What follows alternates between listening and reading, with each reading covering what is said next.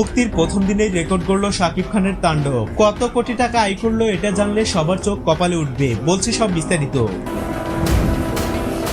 দেশের সর্বাধিক প্রেক্ষাগৃহে মুক্তি পায় শাকিব রাফির নতুন সিনেমা তাণ্ডব। প্রথম দিনেই ছবিটি এতটা সাড়া জাগাতে পারবে এটা কেউ কল্পনাও করেনি। অবিশ্বাস্য আয়ের রেকর্ড দেখে শাকিব খান নিজেও অবাক। ছবিটিতে একাধিক চমক থাকার জন্যই এমনটা সম্ভব হয়েছে। বাংলাদেশের অডিয়েন্সরা বরাবরই অ্যাকশন সিনেমা দেখতে বেশি পছন্দ করে। তাণ্ডব যেহেতু প্রফেশনাল অ্যাকশন নির্ভর সিনেমা, তাই তারা সহজেই ছবিটি লুফিয়ে নিয়েছে। তাছাড়া ঈদে শাকিব খানের সিনেমা মানে জাঁকজমকপূর্ণ ব্যবসা। প্রথম দিনে তাণ্ডবের রেসপন্স দেখে মনে হচ্ছে অতীতের সকল সিনেমার রেকর্ড ক্রস করবে।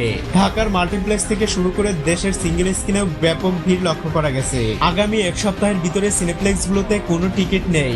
আজকের টিকিট সেলের হিসাব মতে আনুমানিক আয় দাঁড়ায় 13 কোটি প্লাস। ধারণা করা হচ্ছে আগামীকাল এই সংখ্যাটা অনেক অংশেই বেড়ে যাবে, কারণ আজকে কোরবানির ব্যস্ততা থাকার কারণে অনেকের ইচ্ছা থাকা সত্ত্বেও সিনেমা হলে আসতে পারেনি। দিন শেষে আমাদের একটাই ইচ্ছে, বাংলা সিনেমার জয় হোক।